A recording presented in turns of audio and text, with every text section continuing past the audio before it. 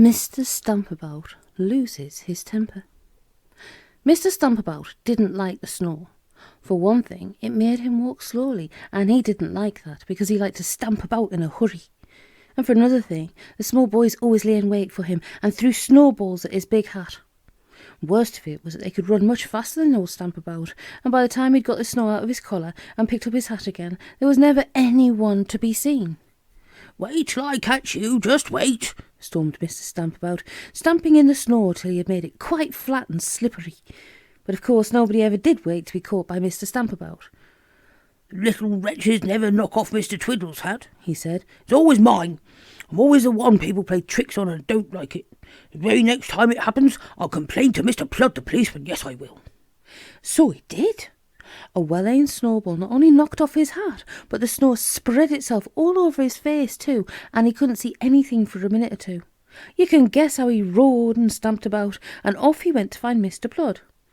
"I've been snowballed again," he shouted at Mr. Plod. "My hat to wreck. I've icy snow water all down my neck. Why don't you catch the little pests who do this to me? What's a policeman for, I'd like to know?" "No, Mr. Stampabout," said Mr. Plod. "No need to shout at me. I'm not the one who played the tricks on you, and how can I catch anyone if I don't know who they are? You don't even know their names to tell me." "How can I know them?" said Mr. Stampabout. "They hide till I come, and I'm so blinded by snow I can't see them." "If you could just catch one of them," said Mr. Plod, and Mr. Stampabout almost blew him over with his scornful snort. "Pah! Catch one? They're as silly as eels. If ever I do, I'll tie him up properly and bring him to you, Mr. Plod, and I hope you put him in prison." "Well, you bring him to me, and I will see," said Mr. Plod.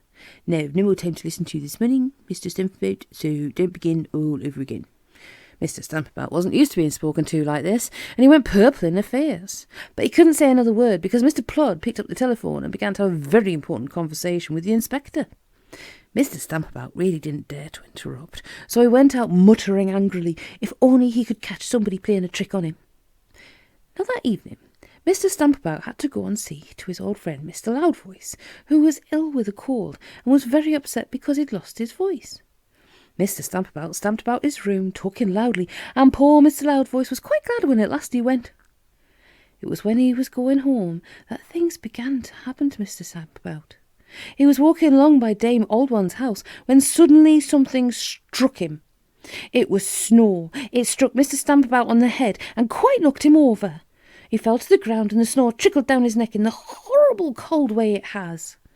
Mr. Stampabout was looking for his hat when he was struck by something again, and once more he sank down under a mass of snow. He struggled up and glared all around. Who was this, throwing enormous snowballs at him in the night? Who was it? If only he could see them. Aha! What was that? A figure hiding over there at the corner. There was nobody else in sight. That was the wicked snowball thrower. He thought Mr. Stampabout couldn't see him in the darkness, did he?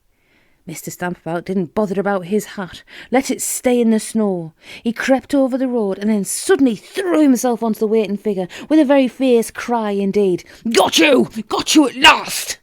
Down went his victim into the snow, his face buried in it so that he could only gasp and splutter.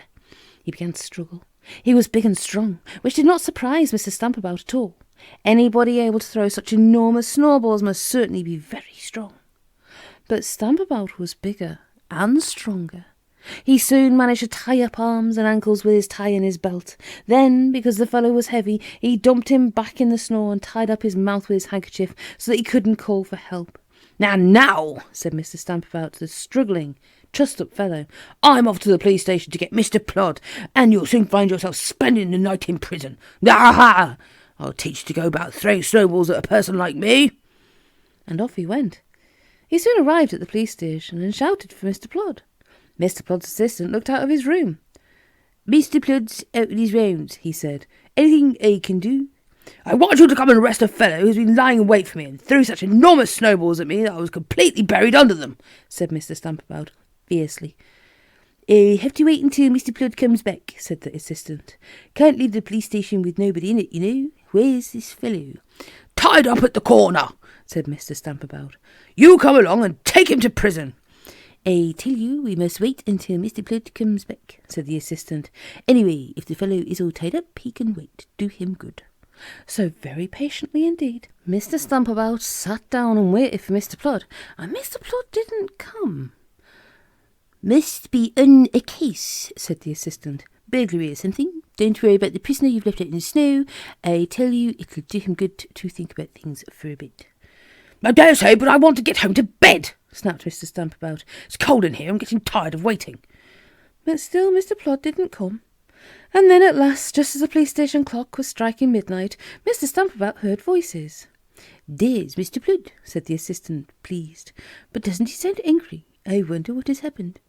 Mr. Plod stalked into the police station, red with anger and shivering with cold. With him were two villagers, Old Man Wise and Father Wait a Bit. "Sorry I am so late," he said to his gaping assistant. "Some idiot leapt on me in the dark, got my face down in the snow, and tied me up so I couldn't shout or move. Wait till I get him, just you wait." "If I hadn't heard him muttering behind the hanky that was tied across his mouth, he wouldn't have been found till morning," said Old Man Wise. "We just managed to untie him before he fainted with the cold," said Father Wait a Bit. "What a shocking thing it is that anyone should dare to attack and tie up our own policeman. Fellow must be punished and sent to prison for 5 years," said Old Man Wise. "Nope, 20 years, raged Mr. Plod, trying to get warm by the fire. Now Mr. Stampabout had been listening to all this in great surprise and horror. What? It was Mr. Plod he'd tied up, the policeman himself. Good gracious, what a truly terrible thing to have done. Mr. Stampabout began to edge out of the room. The assistant saw him. "Oh, wait a minute, you wanted to ask?" But Stampabout no longer wanted to ask anyone anything. All he wanted was to get home to bed and hope that Mr. Plod wouldn't hear anything about his waiting there all evening for him to arrest somebody that he, Stampabout, had pounced on and tied up in the snow. He went back home as quickly as he could. He suddenly remembered his hat. Where was it? Oh, yes, he'd left it buried in the snow by Dame Old One's house. He'd better go and get it. He was fumbling in the snow when suddenly he was struck down again. Whoosh! Snow covered Stampabout from head to foot. He sat down in a hurry, buried in snow. What? Was there still someone about waiting to throw snowballs at him? No, it couldn't be. It must be. Yeah, it must be snow sliding off Dame Old One's roof.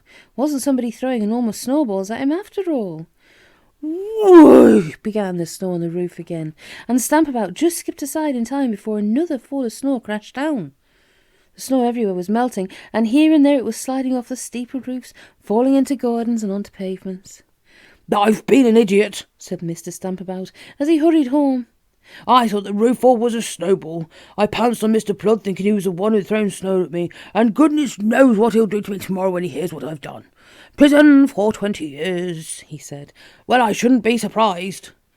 Oh, poor Mr. Stampabout. He didn't go to sleep all night, and now it's morning and he's waiting to hear the footsteps of the policeman come plodding down the street. Well, well, unpleasant things always happen when people stamp about and lose their tempers.